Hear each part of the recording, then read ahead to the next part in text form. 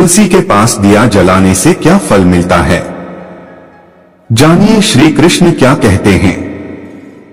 दोस्तों, एक समय की बात है, देवी सत्यभामा भगवान श्री कृष्ण के पास आकर उनसे पूछने लगती है, हे स्वामी, मेरे मन में कुछ प्रश्न उठ रहे हैं, कृपया मेरा मार्गदर्शन करें। तब भगवान श्री कृष्ण बोले, हे सत्यभामा, क्या है तुम्हारा प्रश्न, कृपया बताओ तो तुम्हारे प्रश्नों का निवारण करके हमें प्रसन्नता होगी। तब सत्यभामा कहती है, हे स्वामी, तुलसी के पास दीपक जलाने का क्या महात्म्य है और रोज शाम को तुलसी के पास दीपक क्यों जलाया जाता है? इससे मनुष्य को कौन सा फल प्राप्त होता है? तुलसी के पास दीपक जलाने की विधि क्या है तथा दीपक लगाते समय कौन से मंत्र का उच्चारण करना चाहिए? कृपया आप मुझे विस्तार से बताइए। तब भगवान श्री कृष्ण कहते हैं, हे देवी, आज तुमने समस्त संसार के कल्याण की भावना से बहुत ही उत्तम प्रश्न किया है। तुम्हारे इस प्रश्न का उत्तर देने से पूर्व मैं तुम्हें एक प्राचीन कथा सुनाता हूँ, जिससे तुम्हें तुम्हारे सभी प्रश्नों के उत्तर मिल जाएंगे। शाम को तुलसी के पास दीपक जलाने से जो फल मिलता है, उसी का वर्णन मैं इस कथा में करूंगा, इसीलिए तुम इस कथा को ध्यान पूर्वक सुनना। इस कथा को ध्यान से पूरा सुनने मात्र से ही मनुष्य 100 वर्षों तक तुलसी के पास दीपक जलाने का पुण्य प्राप्त होता है। फिर देवी सत्यभामा कहती है, हे प्रभु, मैं इस कथा को सुनने के लिए उत्सुक हूँ, कृपया आप इस कथा को मुझसे कहिए। तब भगवान श्री कृष्ण देवी सत्यभामा को वह कथा सुनाने लगते हैं। हे देवी, पूर्व काल की बात है, दक्षिण दिशा में तुंगभद्रा नाम की एक बहुत बड़ी नदी है। उसी नदी के किनारे पर हरिहरपुर नाम का एक अत्यंत सुंदर नगर बसा हुआ था। उसी नगर में मनोहर नाम के एक ब्राह्मण निवास करते थे। वे अत्यंत गुणवान, चरित्रवान, धर्म कार्य करने वाले तथा वेदों के मार्ग पर चलने वाले थे। उन्होंने समस्त शास्त्र का अध्ययन किया हुआ था। उसी ब्राह्मण की एक पत्नी थी जिसे लोग दुराचार कहकर पुकारते थे, क्योंकि उसके कर्म ही उसके नाम के अनुसार थे। वह सदैव ही अपने पति को अपमानित करती थी, अपने पति के लिए कुवाच्य कहती थी, पति को भयंकर दुख देती थी, पति के लिए कभी भोजन नहीं बनाती थी। उसने उसके पति के साथ कभी शयन नहीं किया, कभी उसके साथ प्रेम से व्यवहार नहीं किया। पति के मित्र परिवार के लोग घर पर आते तो वह स्त्री उनको अपमानित करके भगा दिया करती थी और स्वयं काम भाव से उन्मत्त होकर निरंतर अन्य व्यभिचारिणी स्त्रियों के साथ घुमा करती थी। उसका मन पति को छोड़कर पराये पुरुषों में लगा रहता था। उसने कभी अपने पति से प्रेम से बात नहीं की, किंतु पराये सुंदर सुंदर पुरुषों के संग बैठकर बातें करती थी। पराये पुरुषों को मोहित करने के लिए सज धज कर गांव में घूमने जाया करती थी। कभी वह वन में किसी वृक्ष के नीचे खड़ी रहकर सुंदर पुरुषों की राह देखने लगती और किसी दुष्ट पुरुष को मोहित करके उसके संग भोग विलास किया करती थी। फिर एक दिन वह दुराचार स्त्री वन में जाकर एक वृक्ष के नीचे खड़ी हो गई। उसका चित्त काम से भरा हुआ था। वह किसी सुंदर कामी पुरुष की राह देख रही थी, किंतु बहुत समय निकलने के बाद भी उस स्थान पर कोई पुरुष नहीं आया। इसीलिए वह अत्यंत दुखी हो गई और प्रियतम की खोज में इधर उधर देखने लगी। उस दिन उसका सारा परिश्रम व्यर्थ हो गया। वहां पर खड़ी होकर वह नाना प्रकार की बातें कहकर विलाप करने लगी। हाय, आज तो इस मार्ग से कोई भी सुंदर पुरुष नहीं आया। अब मैं कैसे अपनी काम शांति करूं? आज की रात कैसे बीतेगी? वह जोर जोर से विलाप करने लगी। उसी जंगल में एक भयानक बाघ निवास करता था। उस पापिनी स्त्री की आवाज सुनकर वह जाग गया और उछलकर उस स्त्री का भक्षण करने के लिए उसके पास आ गया। उस भयंकर बाघ को देखकर उस स्त्री के पसीने छूटने लगे।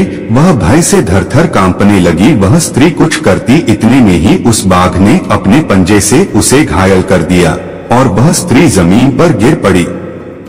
जमीन पर गिरते ही वह स्त्री चिल्लाते हुए बोली, अरे बाघ, तू किस लिए यहाँ पर आया है? मुझे क्यों मार रहा है? मैं यहाँ पर अपने प्रियतम को खोज रही थी। तू मुझे छोड़ दे, मेरा भक्षण करके तुझे क्या मिलेगा?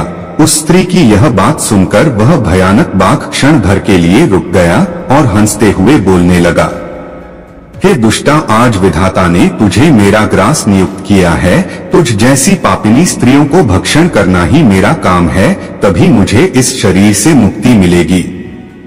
वह स्त्री कहने लगी, हे बाघ, तुम कौन हो? मुझे सच सच बताओ, तुम्हें किस कारण से बाघ होना पड़ा और तुम मुझ जैसी स्त्रियों का भक्षण क्यों करते हो? पहले मुझे सारी बात बताओ और फिर मेरा भक्षण करो। फिर वह बाघ कहने लगता है, हे पापिनी, मैं तुझे मेरे पूर्व जन्म का वृतांत सुनाता हूँ, किस कारण से मुझे बाघ होना पड़ा। पूर्व काल में दक्षिण देश में एक नदी थी। उस नदी के तट पर एक नगरी बसी हुई थी। उसी नगरी में मैं निवास करता था।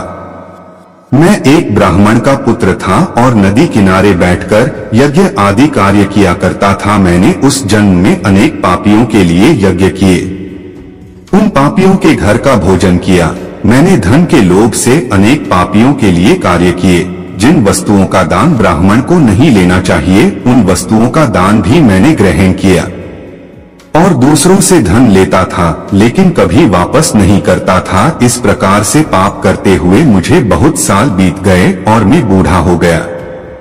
मेरे बाल सफेद हो गए, आंखें सूज गई, मुंह के सारे दांत गिर गए, लेकिन फिर भी मेरी दान लेने की आदत नहीं छूटी और मैं पाप करता गया। फिर एक दिन मैं धन के लोभ से नदी किनारे गया और अन्य धूर्त ब्राह्मणों के साथ मिलकर हमने लोगों को ठगा। झूठे मंत्र वचन बोलकर हमने बिना विधि किए ही देवी देवताओं का पूजन किया और बहुत सारा धन दान में ले लिया। फिर उसी स्थान पर एक बीमार कुत्ते ने मेरे पैर में काट लिया और मैं मूर्छित होकर गिर पड़ा। उसी क्षण मेरे प्राण चले गए। फिर यम के 2 दूत उस स्थान पर प्रकट हुए और मुझे पकड़कर यमपुरी ले गए। वहां पर यमराज ने चित्रगुप्त से मेरे कर्मों का लेखा जोखा निकालने के लिए कहा। फिर चित्रगुप्त कहने लगे, हे धर्मराज, इस ब्राह्मण ने घोर पाप किए हैं। इसने दूसरों से झूठ कहकर धन लूटा है। विधि से पूजा न करके झूठे मंत्र बोलकर भगवान का अपमान किया है। इसीलिए यह पापी ब्राह्मण केवल नरक जाने के ही योग्य है। फिर यमराज ने अपने दूतों को आदेश देकर मुझे नरक की अग्नि में डाल दिया। अनेक वर्षों तक नरक की सजा भोगने के बाद मुझे बाघ का शरीर प्राप्त हुआ और मैं इस दुर्गम वन में निवास करने लगा। मैं अपने पूर्व जन्म के पापों को याद करके कभी महात्मा, साधु पुरुष, सती स्त्रियों का भक्षण नहीं करता हूँ। मैं केवल पापी, दुराचारी तथा कुलटा स्त्रियों का ही भक्षण करता हूँ ताकि मुझे पाप से मुक्ति मिल जाए। इस प्रकार से उस बाघ ने अपने पूर्व जन्म का वृतांत सुना दिया और उस स्त्री से कहने लगा, हे पापिनी, तेरे आचरण से तू उल्टा दिखाई पड़ती है। अपने पति को छोड़कर तू इस वन में अन्य पुरुष के साथ भोग विलास करने के लिए आई है, इसीलिए आज तू मेरा ग्रास अवश्य बनेगी। इतना कहकर उस बाघ ने अपने तीक्ष्ण नाखून से उस पापी स्त्री के टुकड़े टुकड़े करके उसे खा लिया। फिर उस स्थान पर यम के 2 दूत प्रकट हुए और उस पापिनी स्त्री को उठाकर यमपुरी में ले गए। वहां पर उसे यमराज के सामने खड़ा किया गया। फिर चित्रगुप्त ने उस स्त्री का लेखा जोखा निकालते हुए यमराज से कहने लगे, हे धर्मराज, यह स्त्री तो अत्यंत पापिनी है। इसने घोर पाप किए हैं। इसने व्यभिचार किया है। इसने अपने पति की कभी सेवा नहीं की। अपने पति को भूलकर पराये पुरुषों के संग भोग विलास किया करती थी। उसके पापों को सुनकर यमराज ने उस स्त्री को अग्नि से भरे हुए कुंडों में डालने का आदेश दिया। अनेक वर्षों तक उसे उस कुंड में पकाया गया। फिर उसे निकालकर रौरव नामक नरक में डाल दिया गया। इस प्रकार से उसे अनेक वर्षों तक अलग अलग नरकों में डाला गया और नरकों में डालने के बाद वह महापापिनी स्त्री पुनः पृथ्वी लोक पर आकर चांडाल के रूप में उत्पन्न हुई।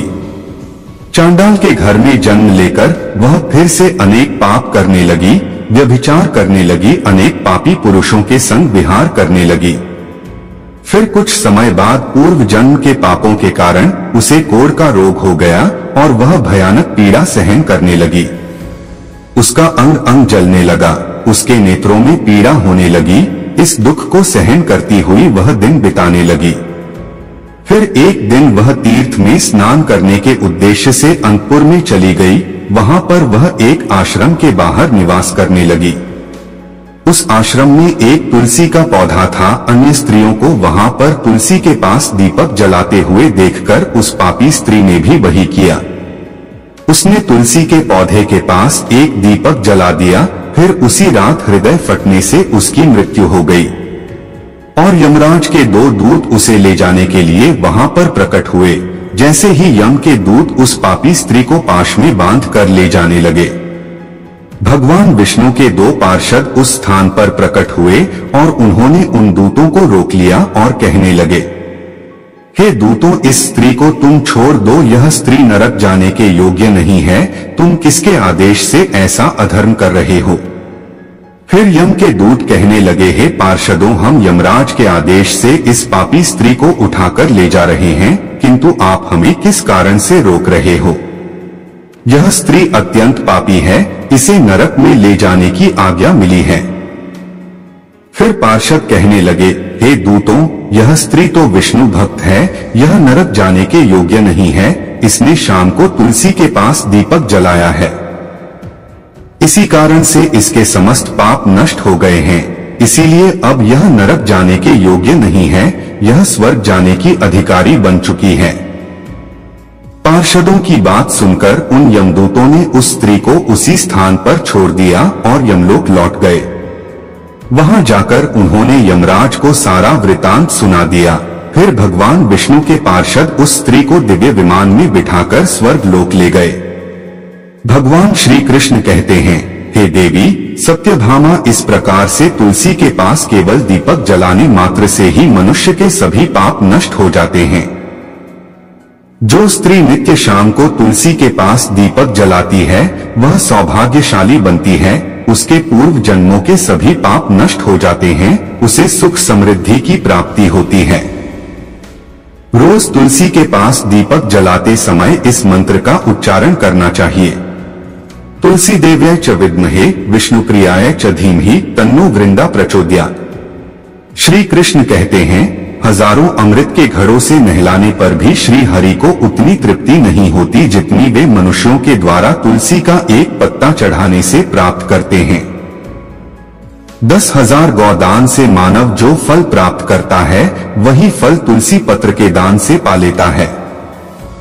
जो मृत्यु के समय अपने मुख में तुलसी पत्र का जल पा जाता है, वह संपूर्ण पापों से मुक्त होकर श्री कृष्ण के धाम जाता है। दोस्तों, सनातन हिंदू धर्म में तुलसी के पौधे का महत्व सबसे अधिक है। इसकी सबसे पहले पूजा भगवान विष्णु जी ने की थी। श्री हरि कहते हैं, जिस प्रकार से देवी लक्ष्मी से वैकुंठ को ऐश्वर्य प्राप्त है, उसी प्रकार से वैकुंठ में तुलसी के कारण ही पवित्रता प्राप्त है। पृथ्वी लोक पर जिस स्थान पर भी तुलसी का पौधा होगा, उस स्थान पर कभी बुराई का वास नहीं होगा। ऐसा स्थान सबसे अधिक पवित्र होगा। इसी कारण से हमें हमारे घर में तुलसी का पौधा अवश्य ही लगाना चाहिए। तो दोस्तों, इस प्रकार से भगवान श्री कृष्ण ने तुलसी के पौधे के पास दीपक जलाने का महत्व बताया है। मैं आशा करता हूं कि यह कथा आपको पसंद आई होगी।